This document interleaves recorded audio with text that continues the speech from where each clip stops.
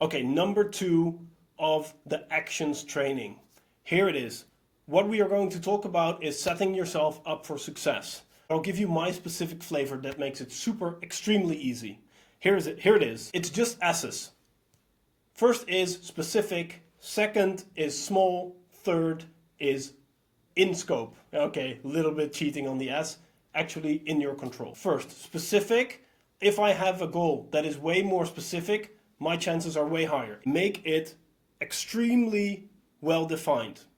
Most people think that the decision is part of the action.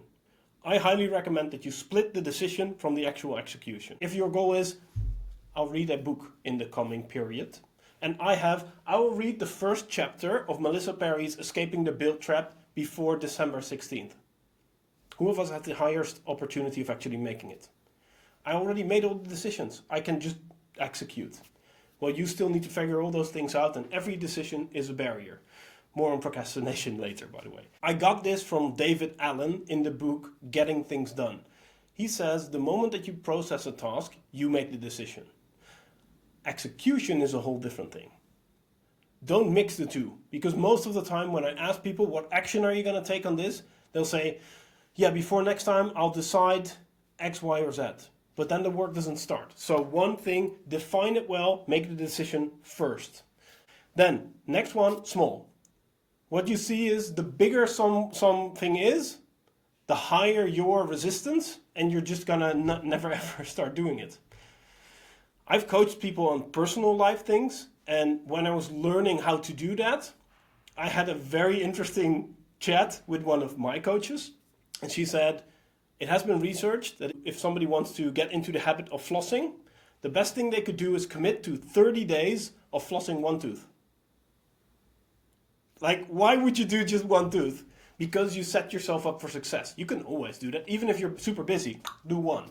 And actually practice this later, because executive coaching seems to only be about business, but there's a lot of personal stuff in there. I had somebody who wanted to work on their health and said, like, I just cannot set myself to go running, but I want to go running. And I said, okay, let's practice this one thing. Goal is, in the next week, we said a couple of days, you put on your running shoes and you step outside.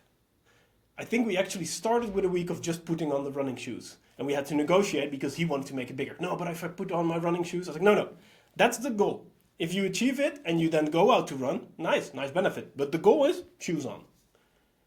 This sounds ridiculous, but the smaller you make it, the sooner you get moving.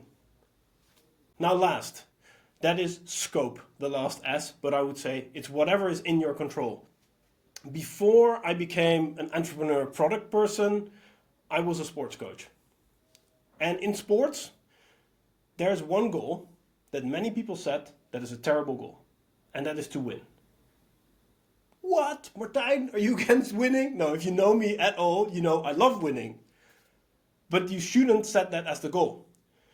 Because as a coach, I could be very grumpy if you won with a terrible time.